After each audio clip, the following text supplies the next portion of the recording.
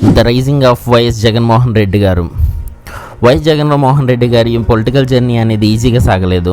అవ్వడానికి సీఎం కొడుకు అయినప్పటికీ సీఎం పీఠం అంత ఈజీగా రాలేదు. సపోర్టర్స్ ఉన్నప్పటికీ సీఎం పీఠాన్ని అధిరోహించలేదు.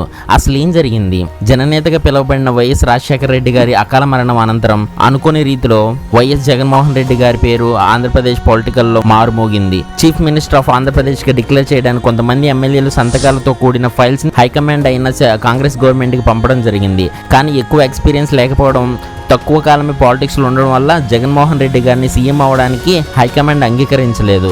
అప్పుడు సీనియర్ లీడర్ అయిన రోసయ్య గారిని సీఎం చేయడం జరిగింది. అయినప్పటికీ జగన్మోహన్ రెడ్డి గారి తన తండ్రి హఠాత్ మరణం దృశ్యాలను టీవీల్లో చూడడం వల్ల కొంతమంది చనిపోయారని, వాళ్ళని ఓదార్పు యాత్రతో పలకరిస్తానని ఓదార్పు యాత్ర ప్రారంభించారు. అప్పుడు మొదలైన జగన్మోహన్ రెడ్డి గారి యాత్ర కొన్ని నెలల పాటు కొనసాగుతూనే ఉంది. ఇది రుచించని హైకమాండ్ జగన్మోహన్ రెడ్డి గారిని పిలిపించి, ఇలా చేయడం తప్పు, ఇలా చేస్తే జగన్మోహన్ రెడ్డి గారు మాత్రమే పేరు వస్తుంది, కాంగ్రెస్ గవర్నమెంట్కి పేరు రావడం లేదని చెప్పి జగన్మోహన్ రెడ్డి గారిని ఓదార్పు యాత్ర ఆపాలని ఆదేశించింది. అక్కడ ఉంది ఎవరు? జగన్మోహన్ రెడ్డి గారు. ఏదైనా చేసుకొని నేను మాత్రం యాత్ర ఆపనని కొనసాగించారు. హైకమాండ్ అయిన కాంగ్రెస్ గవర్నమెంట్కి నచ్చలేదు. కాంగ్రెస్ గవర్నమెంట్తో విభేదాలు చాలా బాగా వచ్చాయి. ఆ తర్వాత జగన్మోహన్ రెడ్డి గారు తన తండ్రి పేరు మ్యాచ్ అయ్యేలాగా, అలాగే పార్టీ పేరు బాగుండేలాగా యువజన శ్రామిక రైతు కాంగ్రెస్ పార్టీ అని పేరు పెట్టారు.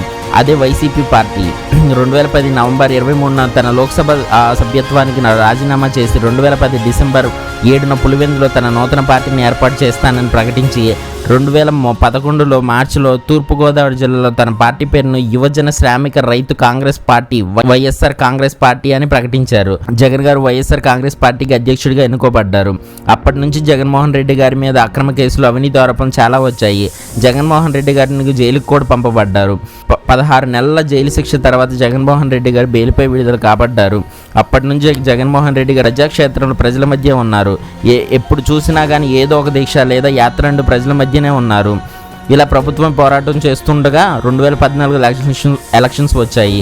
ఈ ఎలక్షన్లో ప్రజలు టీడీపీకి పట్టం కట్టారు. టీడీపీకి 117 ఎమ్మెల్యే సీట్లు గెలవగా వైసీపీ కేవలం 70 సీట్లు మాత్రమే వచ్చాయి. ప్రజల తీర్పుని జగన్మోహన్ రెడ్డి గారు అంగీకరించారు. కానీ అప్పటికీ నిరుత్సాహపడక అప్పుడే మొదలైంది జగన్మోహన్ రెడ్డి గారి పాదయాత్ర. వైఎస్ఆర్ రాజశేఖర రెడ్డి గారి పాదయాత్ర ఎలా అయితే కొనసాగిందో అదేవిధంగా కొనసాగాలని పాదయాత్ర కొనసాగించారు.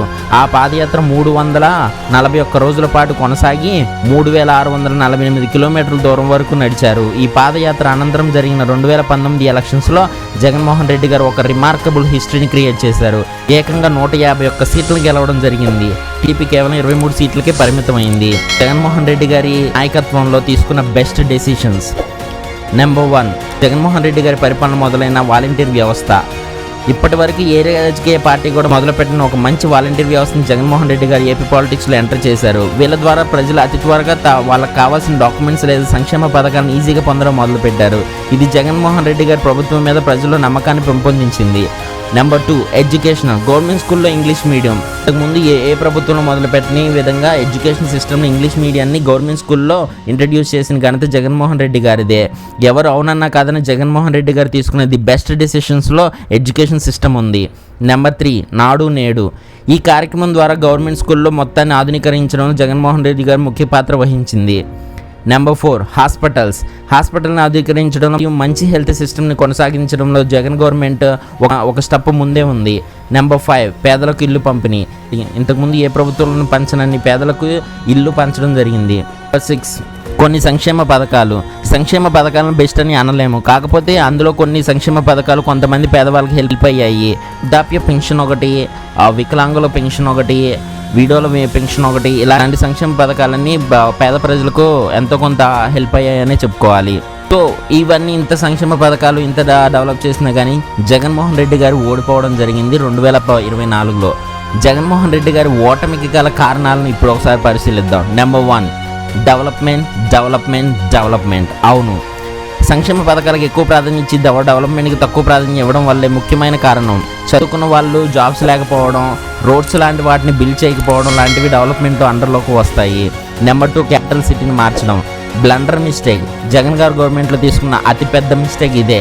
క్యాపిటల్ సిటీని మార్చి 3 రాజధానులనే ఒక నినాదాన్ని తీసుకొచ్చారు. అది ప్రజలు అంగీకరించలేదు. నెంబర్ 3, వైసీపీ నాయకుల లాంగ్వేజ్. వైసీపీ నాయకులు లాంగ్వేజ్ భయంకరంగా ఉంటుంది. వాళ్ళ మినిస్టర్స్ వాళ్ళు మాట్లాడే విధానం కానీ ప్రజలకి అసహ్యం కలుగుతుంది. వీళ్ళు ప్రతిపక్ష నాయకులు ఏవైతే రౌడీలు అని ముద్రలు వేశారో దానికి తగినట్టుగా వాళ్ళ లాంగ్వేజ్, వాళ్ళు తిట్టే బూతులు, ప్రెస్ మీట్లు అన్నీ కూడా భయంకరమైన లాంగ్వేజ్ని వాడడం వల్ల ప్రజలకు విరక్తి వచ్చింది. For dictatorship. సోషల్ మీడియాలో చిన్న పోస్ట్ పెట్టినా కానీ వాటి మీద అన్యాయపు కేసులు బనాయించడం, మాట్లాడుతున్న వారిని సైలెంట్గా ఉంచడం, ఇవన్నీ ప్రజలు గమనించుకుంటూ వచ్చారు. నెంబర్ 5 పవన్ కళ్యాణ్. ఎవరు అవునన్నా కాదన్నా కానీ 2024 వైసీపీ అధికారంలోకి రాకపోవడం పవన్ కళ్యాణ్ కీలక పాత్ర వహించారు. టీడీపీని, జనసేనని, బీజేపీని ఒక తాటి మీదకి తీసుకొచ్చి ఒక మహాకూటమి ఏర్పాటు చేసి ఆ కూటమి ద్వారా సక్సెస్ఫుల్గా ఓటుని ట్రాన్స్ఫర్ చేయించుకొని అధికారంలోకి రాబడ్డారు.